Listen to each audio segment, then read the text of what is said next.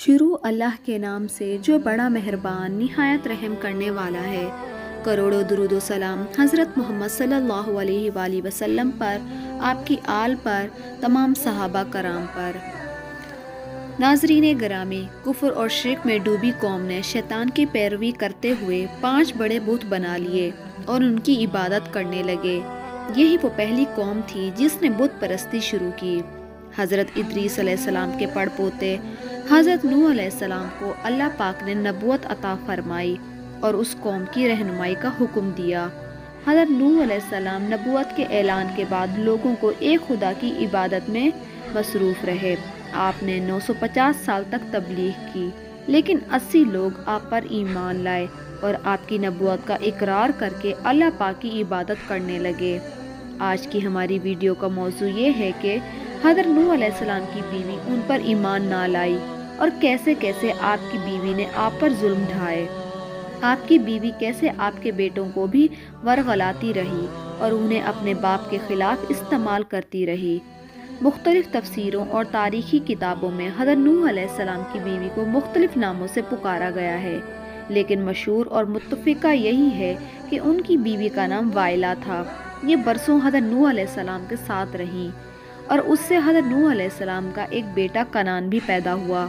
इसके अलावा बाकी तीनों बेटे हाम, साम और याफस हज़रत नूह अलैहिस्सलाम दूसरी बीवी से थे जो कि ईमान ले आई थी। लेकिन वाइला और उसके बेटे कनान ने हज़रत नूह अलैहिस्सलाम की रिसालत को ना माना और आपको सारी ज़िंदगी अज़ियतें देते रहे। जब हज़रत नूह अलैहिस्सलाम ने ऐलान नबूवत फरमाया तो कौम के लोगों ने उनकी दोनों बीवियों और रिश्तेदारों को इकट्ठा कर लिया और कहा कि हज़रत नूह अलैहिस्सलाम के घर जाकर उनको नए दीन की दावत देना बंद कर दें, नहीं तो पूरी कौम मिलकर नूह के घर का घेराव कर लेगी। रिवायतें मिलती हैं कि जैसे ही अपने रिश्तेदारों को वाइला ने देखा तो ऐलान कर दिया कि मैं और मेरा बेटा कनान नूह की कभी भी पैरवी नहीं करेंगे। वाइला ने अपनी कौम से वादा किया कि वो नूह अलैहिस्सलाम को इस नए दीन की तबलीग से ज़रूर रोकेगी।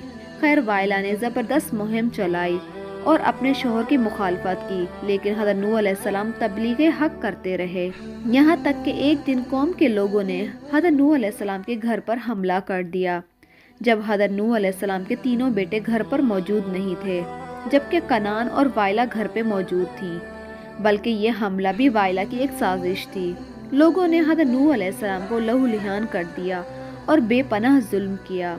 वाइला ने जब देखा कि ये लोग हज़रत नूह अलैहिस्सलाम की जान ही ले लेंगे तो उनको ये कहकर रोक दिया कि अब से मेरे शौहर तबलीग व दीन से बाज आ जाएंगे, और मज़ीद ये भी कहने लगी कि ए मेरी कौम के लोगों, नूह तो दीवाने हो गए हैं, तुम इन्हें मार मार कर अपनी मर्जी के मुताबिक नहीं बना सकते, तुम इन्हें मत मारो।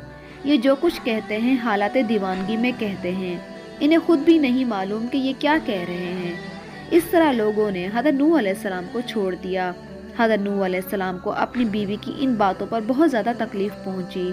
उन्होंने पहली बार खुदा से शिकवा किया और फरमाया, खुदाया, मैं काफिरों में घिर गया हूँ, अगर ये लोग मोमिन नहीं हो सकते तो इनको तबाह बर्बाद कर दे। कौम नूह का हाल ये हो गया कि मरने से पहले हर बंदा अपनी औलाद को नसीहत करता था, नूह दीवाने की बातों पर कान न धरना।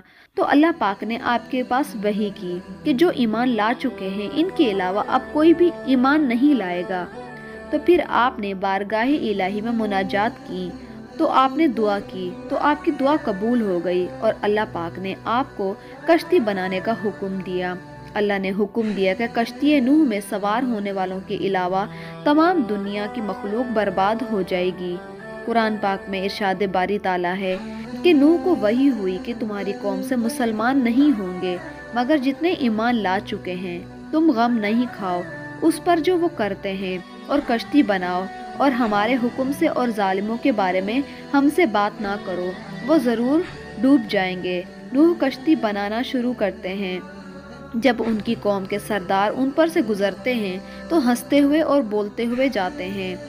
आपने अल्लाह के हुक्म से शहर के बाहर कश्ती बनाने का इरादा किया। अभी तूफान आने में 200 साल बाकी थे।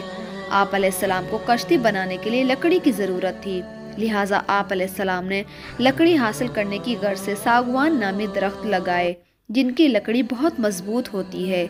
ये दरख्त 100 साल में तैयार हुए। اس کے بعد آپ علیہ السلام نے ایمان لانے والوں کے ساتھ مل کر دنیا کی پہلی کشتی بنانے کا کام شروع کیا۔